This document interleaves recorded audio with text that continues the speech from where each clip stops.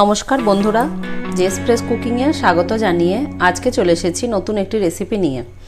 রেসিপিটি বানানোর জন্য এই উপকরণগুলো নিয়ে নিয়েছি: চাউমিন, টমেটো সস, একটা ডিম, সয়া সস, লবণ, লেবু, পাতি লেবু, পেঁয়াজ কুচি, টমেটো কুচি, গাজর কুচি, ক্যাপসিকাম কুচি, মটরশুঁটি, সাদা তেল, লঙ্কা গুঁড়ো, জিরে ধনে গুঁড়ো, হলুদ গুঁড়ো, গোটা জিরে, শাহি মশলা, বাড়িতে যে আমি শাহি মশলাটা বানাই ওই মশলাটা, কাশ্মীরি লঙ্কার গুঁড়ো। এরপর কড়াইয়ে সাদা তেল দেব, ক্যাপসিকামটাকে ভেজে নেব, গাজরটাকে ভেজে নেব। ক্যাপসিকাম, গাজর এবং মটরশুঁটি তিনটে উপকরণ একসঙ্গে ভেজে নেব।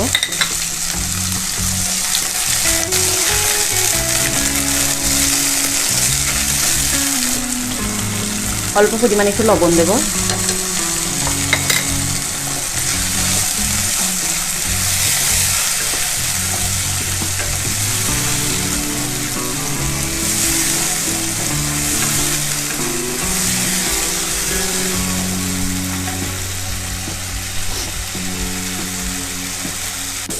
ভাজা হয়ে গেছে, এবার একটা পাত্রের মধ্যে ঢেলে নেব। আবার একটু সাদা তেল দেব।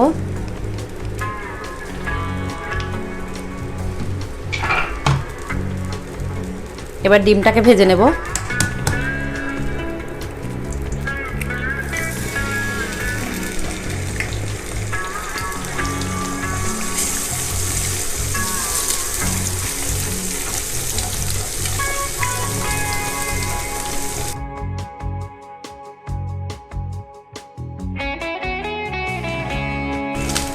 ডিমটার মধ্যে সব মশলাগুলো দিয়ে দেবো: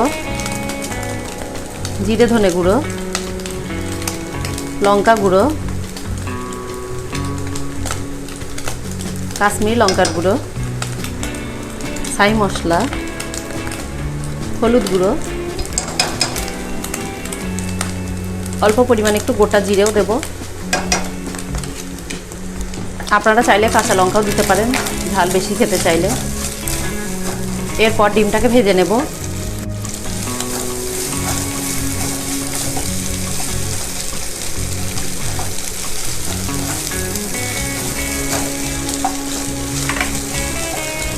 এবার টমেটো কুচি দেব।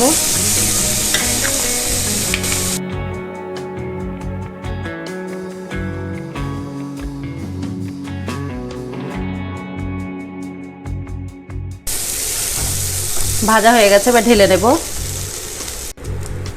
আর একটু সাদা তেল দেব। এবার পেঁয়াজ কুচি দেব।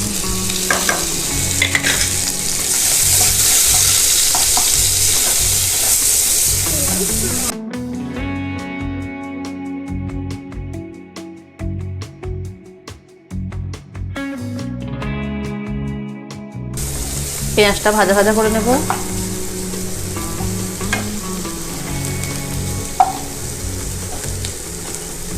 এবার চাউমিনটাকে দিয়ে দেবো। চাউমিনটাকে আগে আমি সিদ্ধ করে জল ঝরিয়ে নিয়েছিলাম।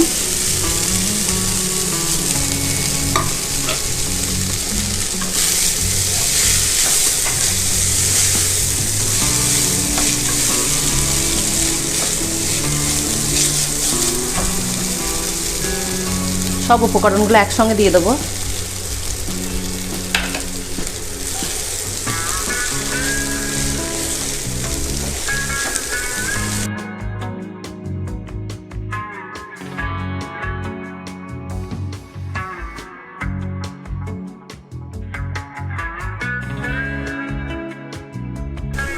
অল্প পরিমাণে লেবু রস দেব,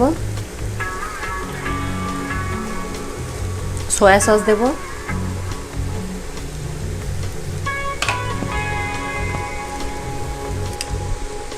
এবার টমেটো সসটা দিয়ে দেব।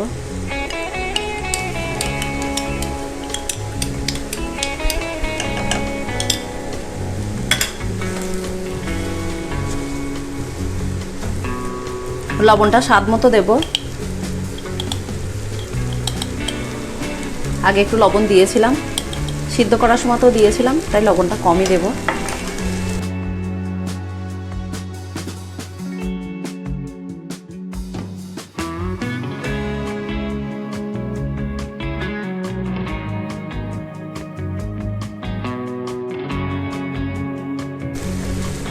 এবার একটু ভাজা ভাজা হয়ে গেলে নামিয়ে নেব। ভাজা হয়ে গেছে, এবার একটা পাত্রে ঢেলে নেব। রেসিপিটি হয়ে গেছে, একটা পাত্রের মধ্যে ঢেলে নিয়েছি। রেসিপিটি যদি আপনাদের ভালো লাগে লাইক, কমেন্ট, শেয়ার করবেন আর চ্যানেলকে সাবস্ক্রাইব করবেন। পাশে থাকা বেল আইকনে ক্লিক করবেন। ধন্যবাদ।